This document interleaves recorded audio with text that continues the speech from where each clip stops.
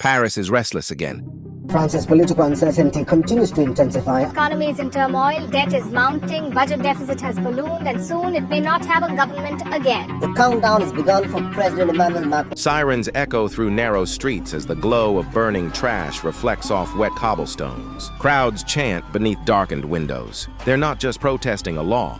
They're fighting to keep a promise they believe France made long ago, that the state would never abandon its people. But behind that promise, something is breaking. For decades, France has been living on borrowed time and borrowed money. What once looked like a model of European stability is now dangerously close to collapse. The numbers alone are staggering. A national debt of more than $4 trillion, higher than the country's entire yearly output. Every second, that number grows by thousands. And what's worse, no one seems able to stop it. You can feel the uncertainty in the air. Politicians argue in parliament while credit agencies quietly downgrade France's standing. Borrowing costs are climbing. The government's majority is fading. And the question echoing across Europe is the one no one dares to answer. What happens if France falls? This isn't just another debt story. France is Europe's second-largest economy, the heartbeat of the Eurozone after Germany. If it stumbles, the tremors won't stop at its borders. They'll shake every capital from Brussels to Rome.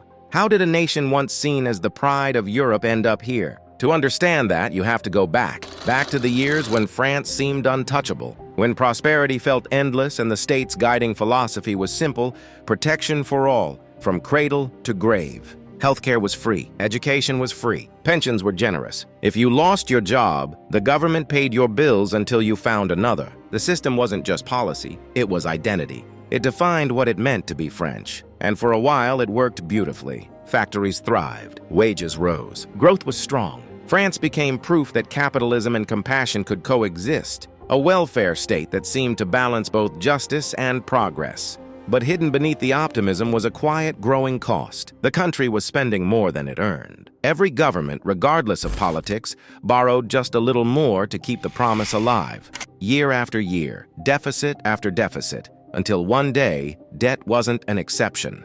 It was a way of life. By the 1990s, the first cracks began to show. The number of retirees was rising. The number of workers paying into the system was falling. What used to be 5 workers supporting one pensioner became 3. The balance that once held the system together was slipping away. And yet, politicians looked the other way. Cheap borrowing made it easy to pretend nothing was wrong. When France joined the euro, interest rates dropped to record lows, and the temptation was too strong. Why risk protests by cutting spending when you can borrow almost for free? Then came 2008. The financial crisis struck like a storm, exposing how fragile the system had become. France poured billions into saving jobs, banks, and businesses. The deficit exploded overnight. And while countries like Greece and Spain were forced into humiliating bailouts, France managed to avoid the spotlight. It dodged the worst of the crisis, but at a cost. Instead of reforming, it doubled down. The debt grew, the promises stayed, and slowly France walked deeper into the trap. When the pandemic hit, the illusion finally shattered. The government spent on a scale not seen since the war. Furloughs, emergency loans, hospital funding. By the time it was over, France owed more than its entire economy could produce in a year. For the first time in modern history, the numbers simply didn't add up. Behind the headlines of recovery and resilience, the truth was brutal. France wasn't recovering, it was surviving, barely. Its welfare system had become too heavy to carry. Healthcare, pensions, benefits, all the things that once symbolized pride were now financial anchors. Even before a single euro went to schools or infrastructure, tens of billions were already gone, just paying interest on old promises. And as the population aged, the pressure only grew. More retirees meant more payments. Longer lifespans meant more years of support. Each year, the gap widened, and each government that tried to fix it was swallowed by the same cycle: reforms, outrage, collapse. By 2023, when President Macron tried to raise the retirement age by just 2 years, the country erupted. Millions took to the streets. Trains stopped. Trash piled up across Paris, and once again, the message was clear.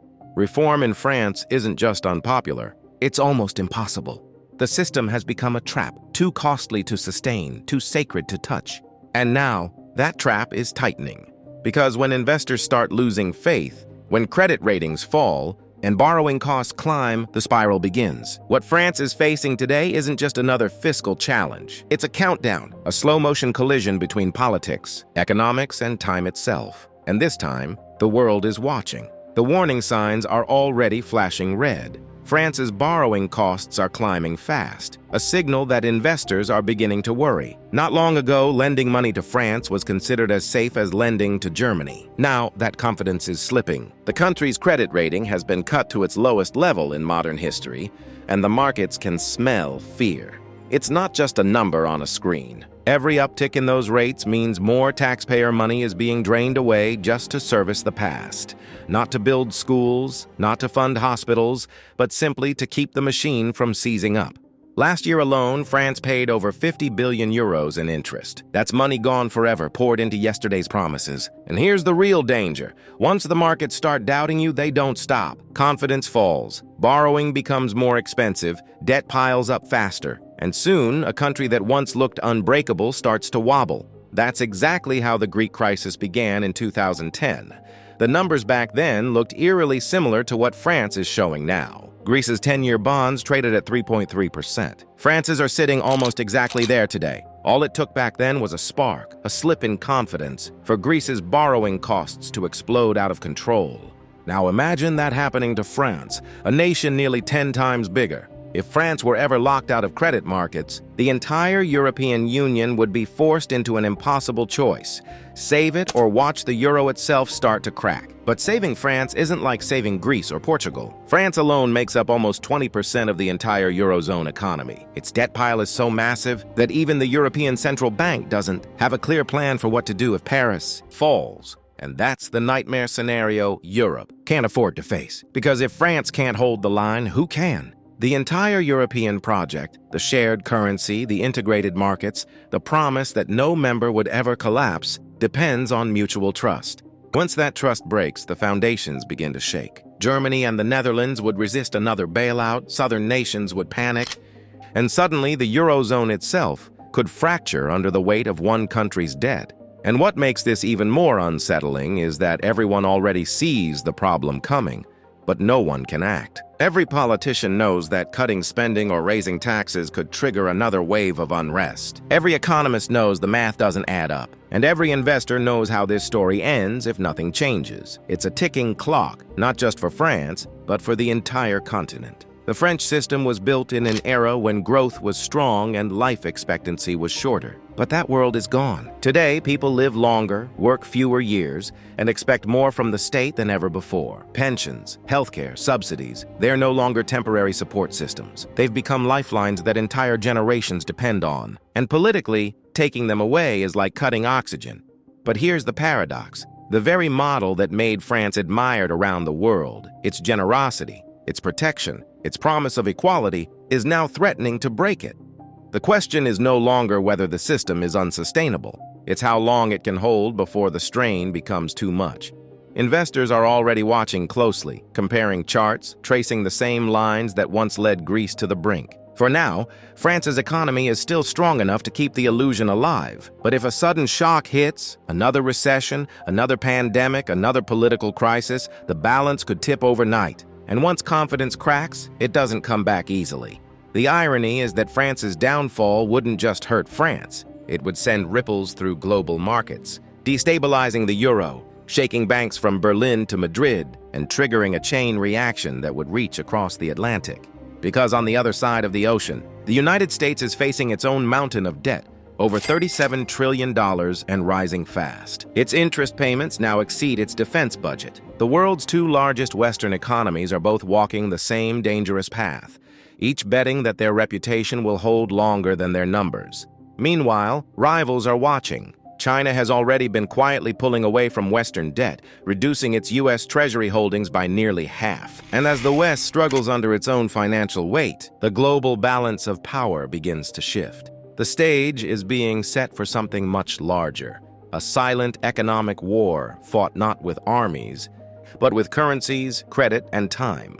For France, the clock is already ticking. The streets of Paris still echo with protests, but beneath the noise lies something deeper, a sense that the old world is slipping away. The social contract that once bound the French people together, That promise of security from cradle to grave is being tested like never before. Every government that tries to save it falls. Every reform that could help it fails. And every second the debt keeps rising. 5,000 euros, then 10, then 20. It's not just a financial problem anymore. It's an identity crisis. France must now choose between the comfort of its past and the reality of its future. Reform or collapse, stability or pride, survival or defiance. And the world is watching to see which comes first. Because if France, the nation that once defined the modern welfare state, the cultural heart of Europe, the birthplace of revolutions, can't escape this spiral, then the question isn't just what happens to France, it's what happens to everyone else who thought they were safe. In the end, France's story isn't just about debt or numbers. It's a warning, a glimpse of what happens when nations promise more than they can sustain. The question now isn't if it breaks, but when. You've been watching Envolex, where we break down the truth behind global power and the battles shaping our future.